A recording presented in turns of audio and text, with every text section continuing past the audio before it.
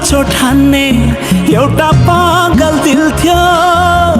पागल दिललाई तिमी बिना धड्किन मुस्किल थियो।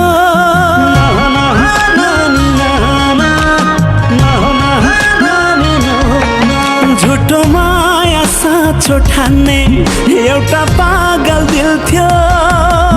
पागल दिललाई तिमी बिना धड्किन मुस्किल थियो।